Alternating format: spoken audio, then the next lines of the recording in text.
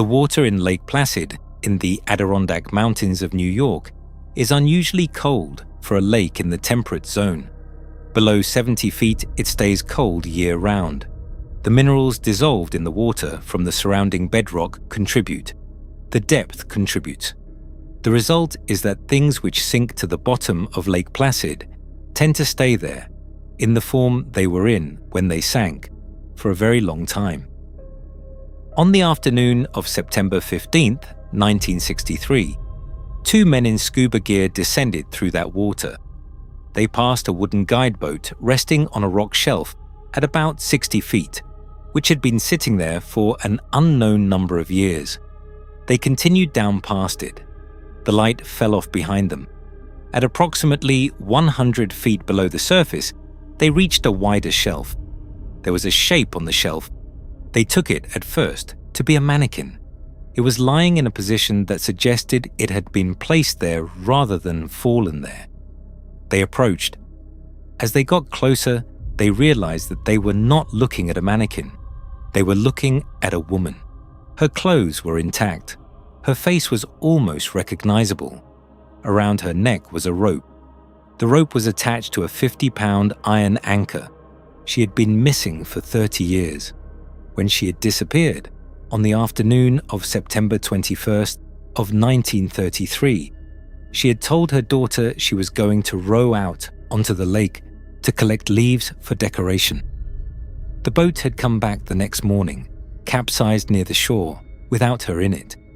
The official cause of death, recorded years before the divers found her body and before anyone knew where it had gone, is accidental drowning.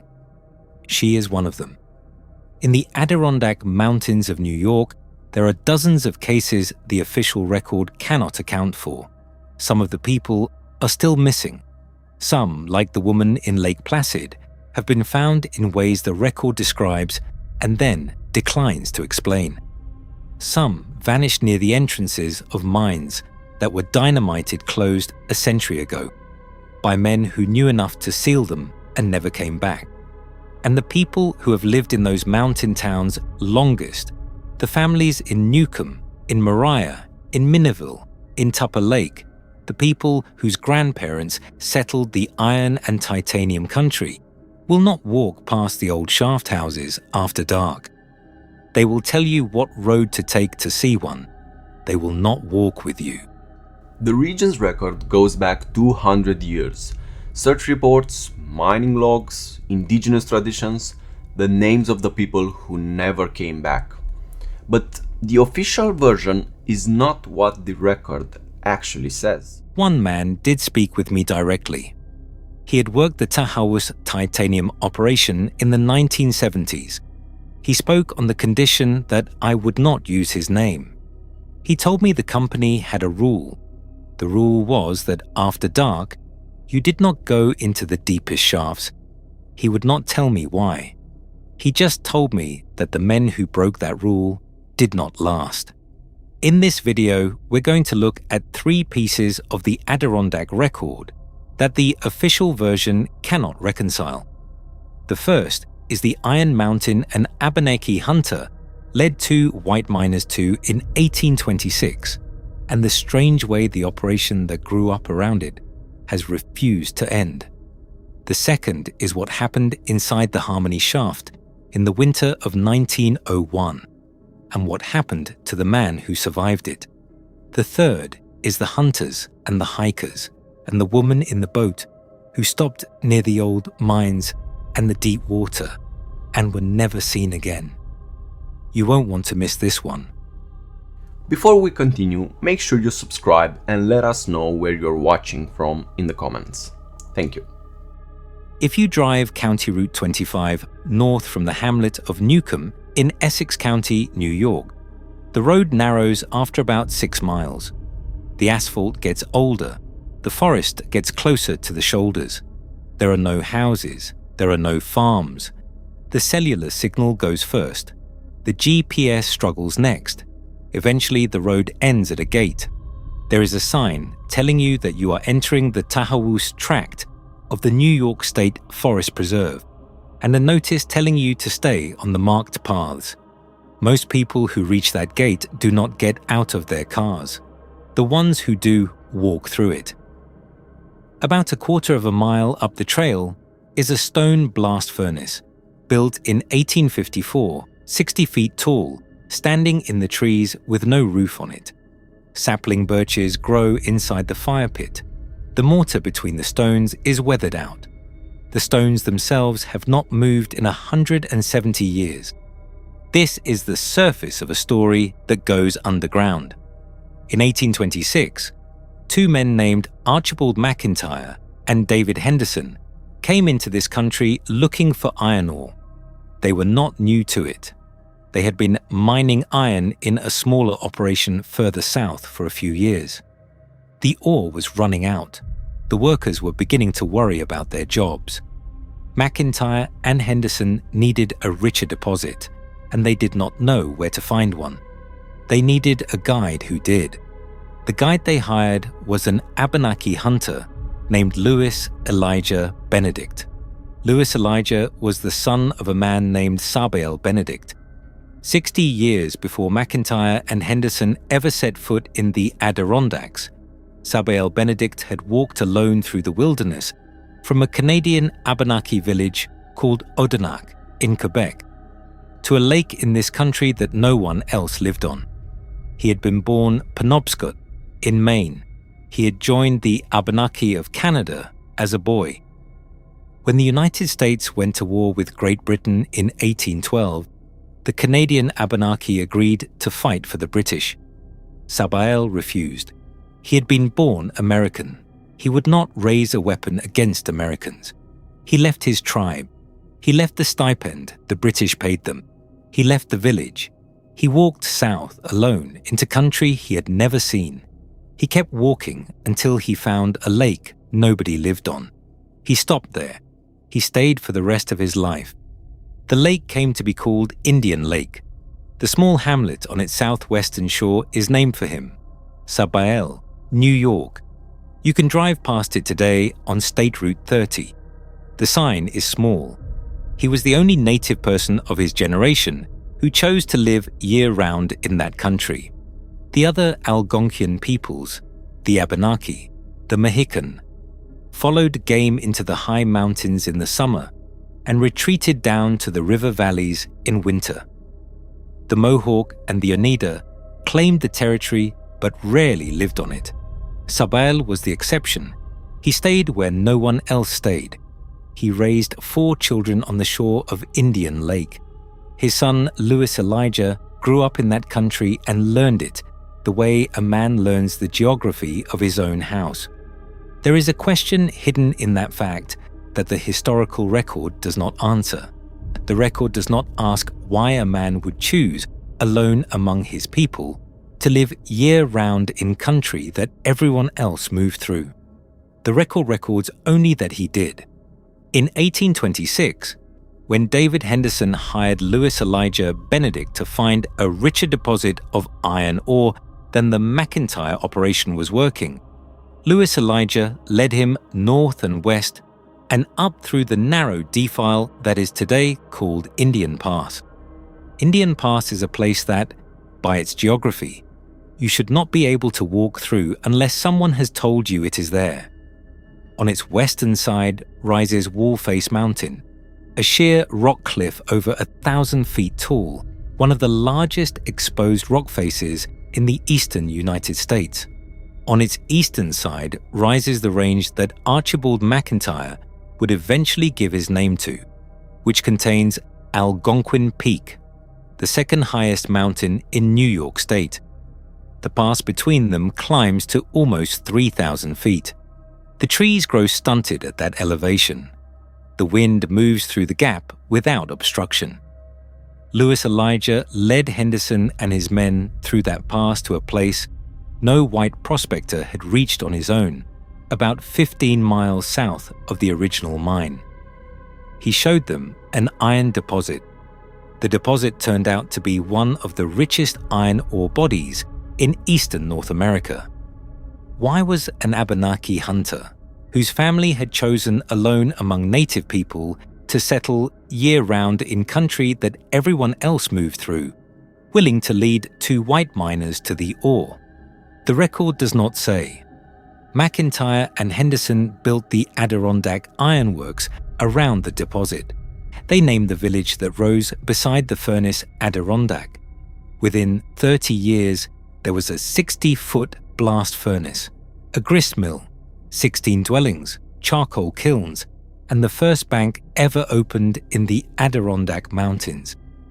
The iron they produced sold for twice the price of ordinary American steel. The operation lasted 30 years. Then it ended. Not the way operations usually end. There was a flood in 1856. McIntyre died. The iron ore had an impurity nobody could separate. The transportation problems were never solved. The railroad that the operation needed was never built. In 1858, the entire community walked away. Every family, every worker. They left the houses standing. They left the bank standing. They left the blast furnace standing. They moved south into the lower country, and they did not come back. For more than 80 years, no one mined that mountain. Hunting clubs leased the deserted village. The forest came back over the bank and the mill and the houses. The blast furnace stood alone in the trees. It is still standing. In 1941, the United States entered the Second World War. Titanium had by then become the most strategically important mineral on the continent, needed for the skins of warplanes, the bearings of engines that could not corrode, the hulls of ships that could not be set on fire. The impurity that had closed the mine in 1858 was now what the country could not do without. The federal government declared titanium a strategic war material. The railroad McIntyre had spent his life unable to build was constructed in 18 months. National Lead Industries took over the deposit Lewis Elijah Benedict had shown Henderson 115 years earlier and began mining titanium out of it. For the next 48 years, National Lead extracted 40 million tons of titanium dioxide ore from the Tahawus shafts. The operation grew. The town that supported it grew. By 1945, Tahawus had 84 buildings. Workers and families lived there year-round. Then, in 1962, National Lead discovered something. They found a new strike. The new ore body was even richer than the one they were working. It ran directly underneath the town they had built. For the company to reach it, the town had to be moved. They moved it, 15 miles south to Newcomb. Some of the houses were physically loaded onto trailers and driven down the mountain. Most of the families went with them. A few buildings were left behind. The forest started in on them again. The McIntyre blast furnace from 1854 was still standing. The McNaughton cottage, where Theodore Roosevelt had slept the night before he learned he was about to become president, was still standing. Most of the rest of the village had already gone to forest by then. In 1982, the open-pit mining wound down. The price of titanium had dropped. The plant kept processing what had already been brought to the surface for another 7 years. On November 17, 1989, the last trainload of titanium ore left Tahawus. The plant closed a few weeks later, on what was nearly Thanksgiving Day. NL Industries kept the property for another 14 years and then sold it. In 2006, the company demolished the surface mill buildings and cleaned up the site. The mill is gone. The head frames that lifted the ore out of the shafts are gone. The processing buildings are gone. The houses are gone. The roads are gone. What National Lead could not take with them when they finally walked away were the cavities they had cut into the mountain. Groundwater filled the pits from below. The pits are still there. They are flooded now. They are among the deepest lakes in the Adirondacks. If you stand at the rim of the deepest one today, the water is dark. The sun does not reach the bottom. There is no sound from down there. There never is. The locals in Newcomb will tell you what road to take to see the place. They will not tell you to go alone. Tahawus is one of the sealed places. About 40 miles east of the upper works, in the iron country of Essex County, in a valley between two hills that have been mined since the country was 28 years old, there is another. What happened in one of its shafts in the winter of 1901 is on the public record. What happened to the man who survived it is on the public record too. The record does not explain it. The shafts at Mineville, in the town of Moriah, Essex County, go down 3,000 feet from the surface. The ore veins run for miles laterally underground. The deepest workings are below the level of Lake Champlain. A worker beginning his shift could take up to 4 hours to reach the working face. The shafts have names: Old Bed, New Bed, Harmony, Fisher Hill, Joker, Bonanza, the 21, Miller Pit. Each one is its own mouth in the mountain. Some are sealed today, some are fenced. A few are still open to anyone who knows where to find them. The Mineville complex began operations in 1804. By 1875, Mineville alone accounted for almost 9% of all the iron ore mined in the United States. The company that ran the operation changed names over the decades: Witherby, Sherman and Company, then Republic Steel. But the shafts and the men who went down them did not change. They cut more and more deeply into the mountain.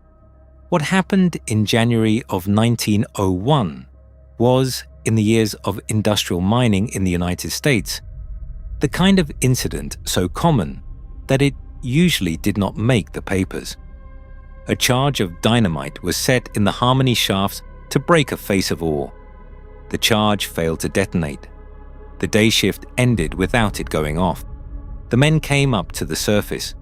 When the night shift came on, 3 of them, George Baker, James Tate, and Thomas McClellan, were sent back down to investigate the unexploded charge. They reached the working face. The charge was where the day shift had left it. Baker, by all accounts the most experienced of the 3, picked up a steel bar. He tapped the rock around the charge. The dynamite exploded. James Tate's head was blown off his body. Baker was blinded in one eye. His arm was broken. His face was destroyed. McClellan was gravely injured. The newspaper accounts do not describe what specifically had happened to McClellan. Baker and McClellan were taken to the surface. They were treated. They were discharged. The shaft was cleaned out. The work continued. The men went home. What happened to George Baker after that is in the Adirondack Almanac archive, in the contemporary newspaper accounts, and in the local memory of the town of Moriah. It happened over 14 years. First, Baker's wife was committed to a mental hospital in Ogdensburg, New York. The official record describes a psychiatric collapse. Local memory in Moriah held that she was unwell from the night of the explosion onward, and her family did not speak about what she said in the months before the commitment. Second, Baker turned to drink. He stopped working. He did not return to the mine. He was a man on the street in his own town. He was known. People crossed the street to avoid him. Third, in 1915, 14 years after the Harmony shaft incident, George Baker decided to end it all on his own terms. He was 45 years old. He died in his kitchen. I want you to sit with that timeline for a moment. He walked out of that shaft alive, but the next 14 years took everything else, until he finally decided he's had enough. The record describes all of this. It does not explain any of it. The vocabulary that we have now to describe what happens to a man after he sees his co-worker's head leave his body did not exist in 1915. The medical understanding of trauma did not exist. There were no words. The record stops at what could be observed. The Harmony shaft is sealed today. The shaft house above it is fenced. Locals in Moriah will tell you what road to take to see it. They will not tell you to go at night. Baker, Tate, and McClellan are not the only documented deaths in those mines. Edward Susbalia, a foreman with 18 years of experience, fell into number 11 mine at Lion Mountain in 1909. Alexandra Dashkon, a Polish immigrant, was killed at Lion Mountain in 1920. Fred Brinks, an Englishman, was killed on the 9th of July, 1927. William Otten was killed on the 13th of March, 1928. Floyd Rounds, aged 21, was blinded by explosion dust thrown into both his eyes later that same year. On Tongue Mountain in the same decade, an Italian worker whose name does not appear in the contemporary newspaper account, only his nationality, struck a stick of dynamite with a crowbar. His left arm was blown off at the shoulder. Both his eyes were blown out of his head. A stone was driven against his heart. The Adirondack Almanac record notes that it was remarkable he was not killed instantly. It was not remarkable. It was the rule. The names that I have just read are not the names of all the men who died in those mines. They are the names that made it into the contemporary newspapers, which selected for English-speaking men and against immigrants. Most of the men who died underground in the Adirondacks in the 1800s and the early 1900s were not named in the papers. The papers reported the deaths. They did not report the names. How many men are still down there? The Mohawk and the Oneida considered the Adirondacks part of their territory for centuries before the mines opened. The Algonquian-speaking Abenaki and Mahican wintered in the high country. The word Adirondack itself comes from a Mohawk word. The Jesuit missionary Joseph-François Lafitteau wrote the first definitive record of the word in 1724. He defined it the way the historians still define it today. The translation in English is, "They eat trees." The historians say it was a name the Mohawk applied to the Algonquian peoples, who wintered in those mountains when food was scarce. They say the Algonquian, when their winter food ran out, would eat the inner bark of trees to survive. The Mohawk used the name to mark them out. The translation has always been treated as straightforward. In 1827, a Tuscarora physician and author named David Cusick published a book at his own expense in Lewiston, New York. He called it Sketches of Ancient History of the Six Nations. It is regarded today as the first native-authored, native-printed account of Iroquois oral tradition published in English. Cusick wrote about creation. He wrote about flying heads. He wrote about the stone giants. The stone giants, beings the Iroquois called Otneyarhe, were, in Cusick's account, tall, immune to weapons, and cannibal. They overran the country. They took whole villages in single nights. They devoured the people of almost every town in the country. The Iroquois warriors who tried to resist them, in Cusick's words, fell at the mercy of the invaders, and the people were threatened with destruction. The war against them lasted generations. The decisive turn in Cusick's account came when the holder of the heavens, the deity he called Terenyawagun, intervened personally. He led the stone giants into a deep ravine. The earth opened beneath them. Most were destroyed. The ones who escaped, in Cusick's words, fled north. They did not come back. The regions of the north in Cusick's geography would have meant exactly the country where Tahawus and Mineville now sit. None of this proves anything. It records what Cusick recorded. The viewer is left to consider why the people who knew that country longest had a name for something that fled north into the mountain country, and why the people who came to mine that country 1,000 years later kept dying in ways the record describes but does not explain. The mines closed. Republic Steel walked away from Mineville in 1971. National Lead walked away from Tahawus in 1989. The shafts were sealed. The workers went home. The story should have ended there. It did not. What we're about to describe is the most recent of these cases. A case where a man has been missing for more than 10 years. A case we still do not have answers for what happened to him. Thomas Messick Sr. was 82 years old when he disappeared. He had retired from a long working life in Troy, New York, in Rensselaer County. He had been hunting in the Adirondacks for more than 60 years.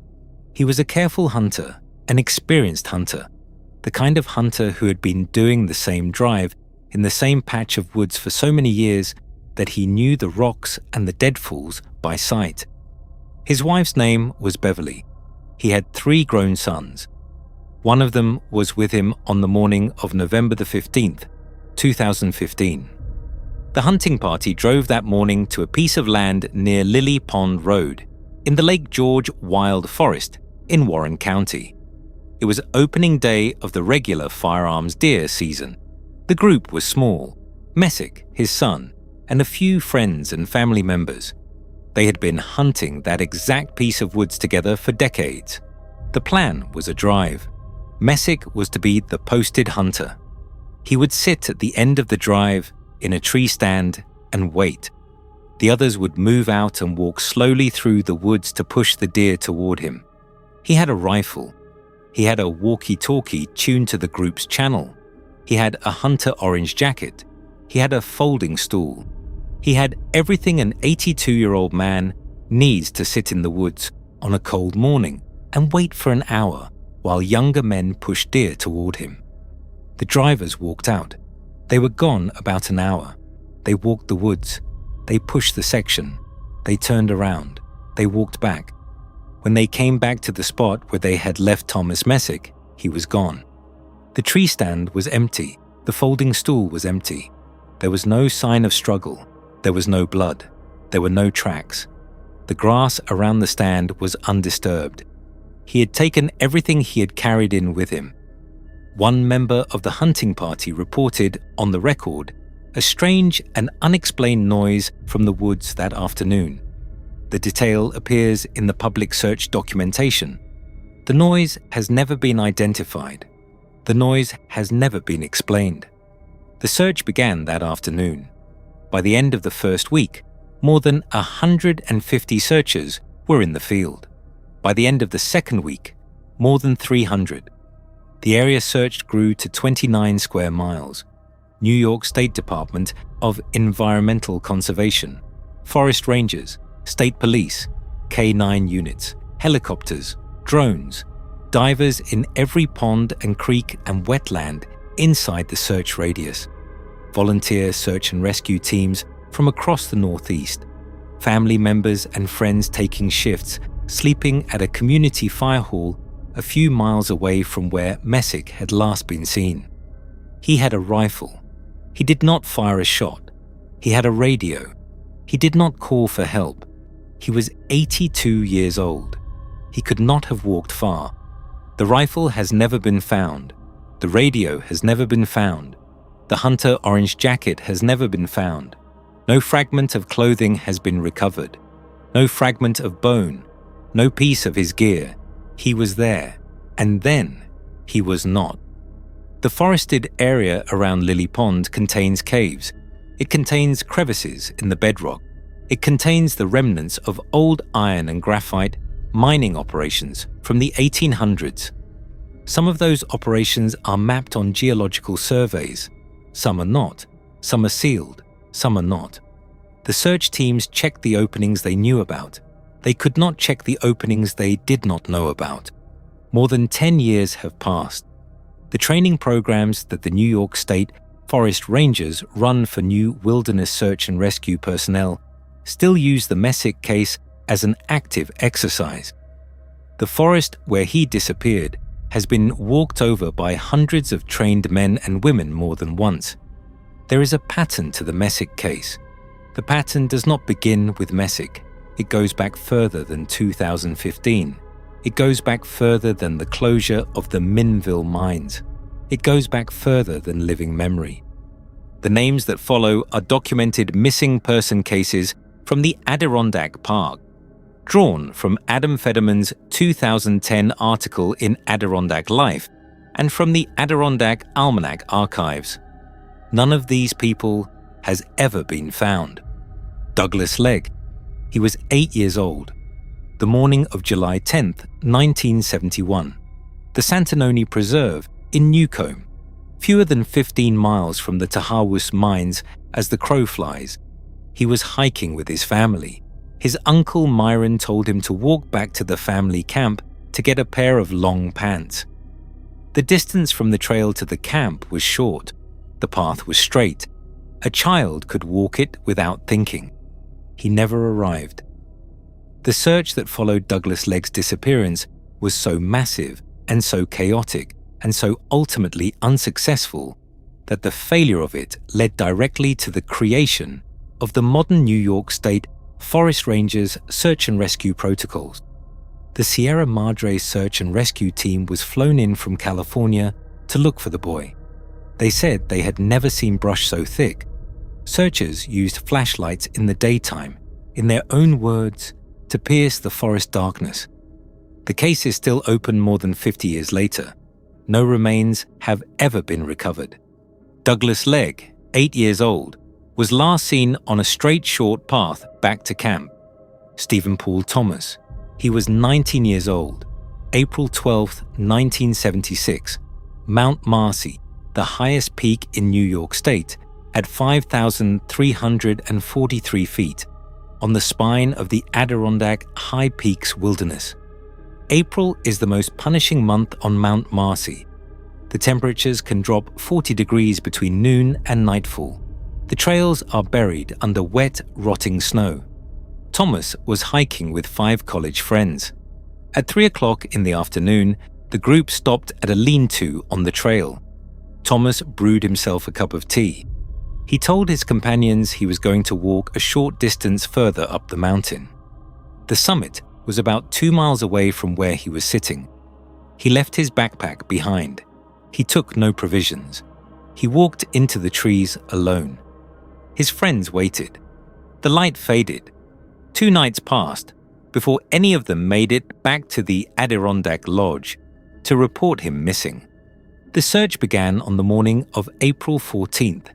DEC Rangers, volunteers, specially trained German Shepherds, helicopters from the Department of Environmental Conservation, the New York State Police, and the United States Air Force. The choppers flew for 10 days combined. They dropped men into the most likely terrain to push through the vegetation by hand. The slopes of Mount Marcy were, in the words of the Adirondack Daily Enterprise, studied with near microscopic intensity. He was never found. His brother continued the search for decades. He went up Mount Marcy every year. He never stopped. The NAMUS case number is MP9488. Leighton G. Goodell. He was a retired Buffalo policeman. The morning of Sunday, October 12th, 1924. The Kushakwa Club camp near Lake Kushakwa, at the southeastern foot of Loon Lake Mountain. He had gone hunting with a group of men who were not casual woodsmen. They were professionals. His nephew, Dr. Rathbun, Dr. Harry Bray of Ray Brook, Dr. Ezra Bridge from the Tuberculosis Sanitarium at Stony Wold, and Dr. Jacob Miller of Buffalo. They had hunted that country together for years. They knew it. Goodell told his companions he could take care of himself in the woods. He walked off into the trees alone. He did not return. By Tuesday morning, more than 100 men were searching for him. State troopers, game protectors, forest rangers, guides, woodsmen. They covered the slopes of Loon Lake Mountain and the country beyond it. They found nothing. Goodell's 25-year-old son, Leslie, refused to give up. He continued searching after the official effort was called off. 6 weeks after his father had disappeared, Leslie Goodell consulted a psychic. The psychic told him that his father was being held against his will by 2 men. The psychic described the 2 men, quote, a tall one and a short one. The psychic drew a map of the area where his father was being held. According to the contemporary newspaper accounts, the map was reportedly accurate. It showed a camp. It showed the streams in the area. It showed the trails between them. Leslie Goodell and two friends went to the location the psychic had drawn on the map. They searched it. They found nothing. Leighton G. Goodell was never recovered. Jack Coney, last seen on June 6, 2006. The Moose River Plains Wild Forest in the central Adirondacks, one of the most remote yet accessible regions of the Adirondack Park. He was a man in his 40s. He had told his family and friends that he was planning an 8 to 10-day camping trip alone in the plains. He set up camp near the Lost Ponds trailhead. On June 14th, an off-duty assistant forest ranger, fishing on his day off, passed Colony's campsite. The tent was up, the gear was arranged. The campsite looked recently used. The assistant ranger noted it, but did not stop. When he came back 2 days later, the camp had not changed. Nothing had been moved. He notified his superiors. The search began the morning of June 17th in driving rain. 56 Department of Environmental Conservation forest rangers, members of the New York State Police, deputies from the Hamilton County Sheriff's Department, and a number of volunteers covered a 35-square-mile area over 10 days. The total man-hours exceeded 4,000. They found his kayak in Sumner Stream. They found nothing else. No body. No equipment beyond what was at the campsite. No clue. Jack Kearney has never been found. There are other names. George Bombardier, 1971. Thomas Carlton, 1993. George LaForest, 2006. Irene Horn, 2007. Each one disappeared in the Adirondack Park. Each one was searched for. None has ever been found. And the woman in Lake Placid. Mabel Smith Douglas was 56 years old when she disappeared. She had been, for 15 years, the first dean of the New Jersey College for Women, an institution that would be renamed Douglas College in her honor. She was an accomplished educator who had broken professional ground for women in higher education in the United States. Her personal life had not survived as well as her professional one. Her husband had died unexpectedly in 1917. Her son had taken his own life 6 years later. She had professional difficulties at the college and resigned in 1932. She spent close to a year afterward in a private mental institution. Her daughter brought her to the family camp at Lake Placid, called Camp Onondaga, in the summer of 1933 to recover. On the afternoon of September 21st, 1933, the family was packing to return to New Jersey the next morning. Mabel Smith Douglas told her daughter she was going to row out onto the lake to collect leaves for decoration. She launched the family skiff. She paddled out about 2 miles. She was not seen again. The boat was found the next morning. It had come back without her.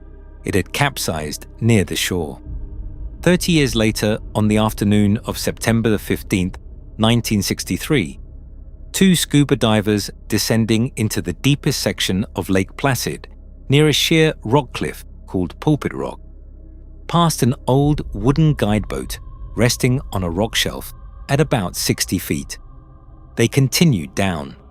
At 100 feet below the surface, they came across a shape on a wider shelf. They took it at first to be a mannequin. They approached. They realized it was a woman. Her clothes were intact. Her face was almost recognizable. Around her neck was a rope. The rope was attached to a 50-pound iron anchor. The freezing temperature of the lake at that depth and the mineral content of the water had preserved her almost exactly as she had been on the day she went into the water. When the divers tried to bring her body to the surface, the preservation that had lasted 30 years failed in minutes. Her face disintegrated. Her arms came off. Her head came off. The rope around her neck disintegrated with her. The 50-pound iron anchor settled back into the silt at the bottom of the lake. It was never recovered. The body was identified as Mabel Smith Douglas.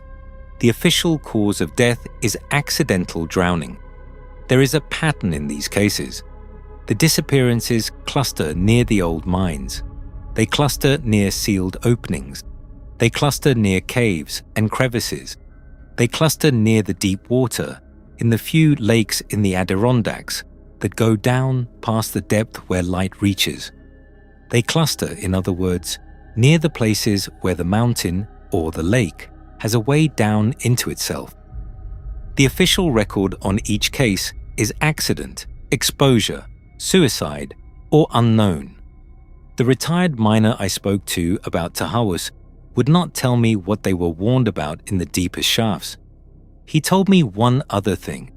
He told me that the locals in Newcomb, in Moriah, in Mineville, in Tupper Lake, the people whose families have lived in those towns for 4 generations, will not walk past the old shaft houses after dark. Not the new ones the state has fenced for safety. The old ones, the ones that were dynamited closed in the 1940s and not opened since. The ones the people who have lived there longest can point to without thinking about it. The Mohawk word for the Adirondacks is Ratirontaks. The historians say it means they eat trees. It was a name applied to the peoples who wintered in those mountains when food was scarce. The Algonquian peoples, the Abenaki, the Mahican, were the ones who knew that country before the miners came. They were the ones whose oral tradition warned about what was up there. They were the ones whose grandson, Lewis Elijah Benedict, led David Henderson through Indian Pass to the iron deposit in 1826. The hamlet of Sabael, named for Lewis Elijah's father, is still on the map. The mines are sealed now. National Lead walked away from Tahawus in 1989, and the open pits filled with water from below. The lakes that are there now are among the deepest lakes in the Adirondacks. Republic Steel walked away from Mineville in 1971. Witherby, Sherman and Company sold out in 1938. Every operator that worked those mountains left without finding it worthwhile to come back to what they had left behind. The official cause of every disappearance on the Adirondack record is accident, exposure, suicide, or unknown. The official record on every sealed mine is abandoned, safety hazard. The official translation of Ratirontaks is they eat trees. The locals in Newcomb, in Moriah, in Mineville, in Tupper Lake will not walk past the old shaft houses after dark. They will tell you what road to take to see one. They will not walk with you. Make of that what you will. Comment sealed below so I know who made it to the end. Or just let me know what is your opinion on all of this. Maybe you think differently. Thank you for watching, and I'll see you in the next one.